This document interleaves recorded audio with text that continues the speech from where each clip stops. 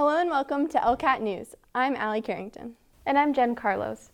First up tonight, the Planning Board continued its open public hearing on Tuesday to develop a bylaw for the regulation of adult stores in East Longmeadow. Residents who spoke at last night's hearing echoed the strong opposition to such a business opening in town expressed at prior sessions of the hearing. But there's a dimension to this that goes far beyond the immediate. There's a long-term risk here to the residents of this town. And anything you can do to prevent this from being in town, it will be greatly applauded by the residents who live here, who are understanding of this issue. Thank you. Following comments from the public, the board voted to close the public hearing and to take up consideration of revisions to the draft bylaw during its next meeting. Okay, so the public hearing is closed. I'm going to ask that we schedule some time at our next meeting to meet as a committee of the whole and with some assistance from the GIS people to hash out what distances we want where and what zones we want. Come up with a bylaw and then vote on it and then send it to town council. On Monday, the school committee reviewed the terms of a new agreement between the school and recreation departments governing the shared use of athletic facilities. But basically, we've looked at the agreement and how the fields and the different resources we have are being utilized by both the school department and the rec department. And we've looked at the agreement, which actually was drafted probably over 10 years ago.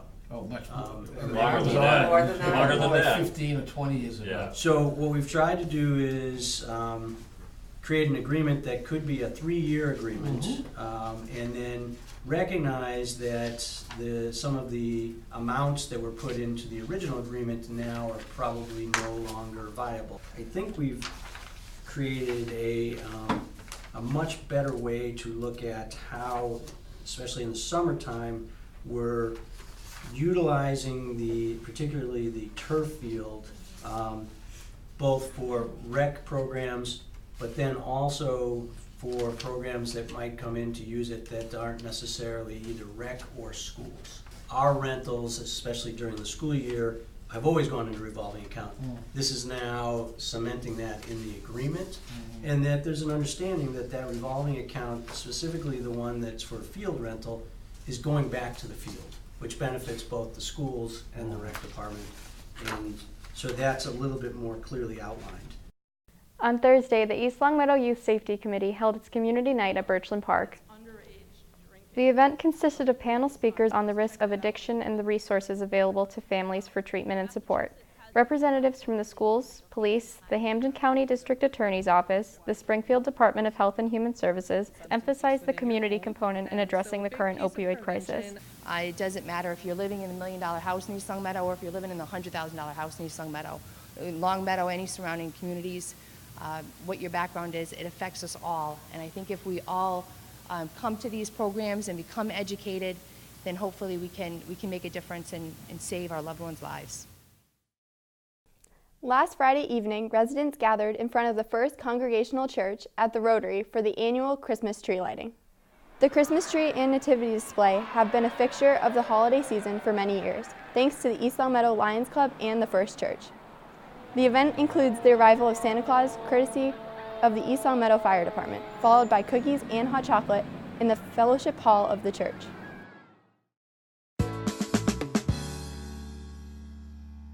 On Friday, December 15th at 1 p.m., the library is hosting another edition of Friday Flicks with the film Logan Lucky. This movie, which features two brothers attempting to pull off a heist during a NASCAR race in North Carolina, will be screened in the library community room. This film is rated PG-13. Local authors Josh Weiss and Maureen McPhail are coming to the library on Tuesday, December 12th at 6:30 p.m. to talk about their writing inspiration, read from their children's books, and do a book signing. Author of Elfish, Colette Ryan, and Sarah Bank, author of Mama, Where Are You Going?, will also be there to discuss their books. A prestigious sporting event came to East Longmeadow last weekend.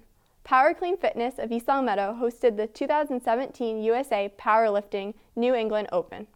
The two-day event was the largest powerlifting meet in New England, featuring over 150 athletes of all ages and sizes. Michael Zolkwitz, owner of Power Clean Fitness, describes the process of bringing the event to East Longmeadow. We set out by building the facility that could house it originally when we moved here back in April. and we wanted to promote powerlifting, we wanted to promote strength in general, and so we set out with our USAPL athletes to get them to come in here and be able to run this meet. It was really just coming in here for about 5 or 6 hours and moving all the equipment and getting everything ready and making sure the lighting was good and the platforms were all set and the weights were ready to go and the chairs are set up, and then really it's from there, it's the show for the athletes. Powerlifting is comprised of 3 different lifts: squat, bench press, and deadlift. Each competitor gets 3 attempts at each category and is scored based on their best attempt. Every athlete is always trying for a personal best. That's always the main thing of when you come out to these competitions, is always trying to do one better than you did before. But we do have athletes here that are trying to qualify for nationals, trying to qualify for the Arnold Classic. We even have world records being broken today. 606 pounds on the bar.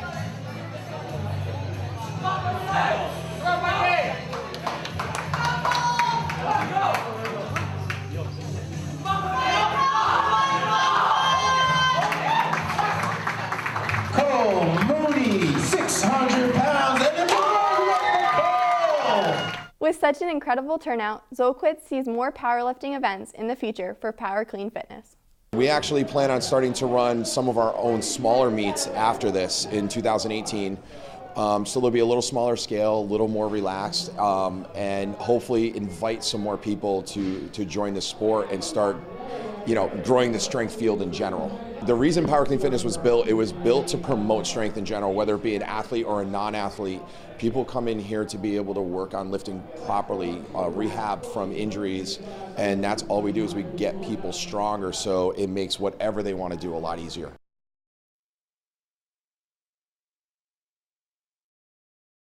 Now with a new feature of our ELCAT news updates, here's Anthony Santinella with highlights from the Spartans hockey matchup versus Agawam on Thursday at the Olympia Ice Center.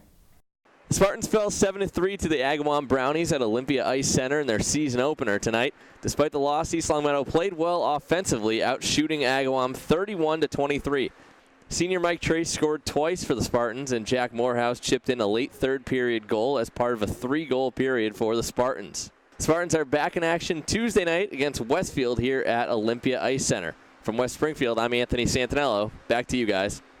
That'll do it for this week's edition of ELCAT News Update. I'm Jen Carlos. And I'm Allie Carrington. Thanks for watching. We'll be back next week with another edition of ELCAT News Update.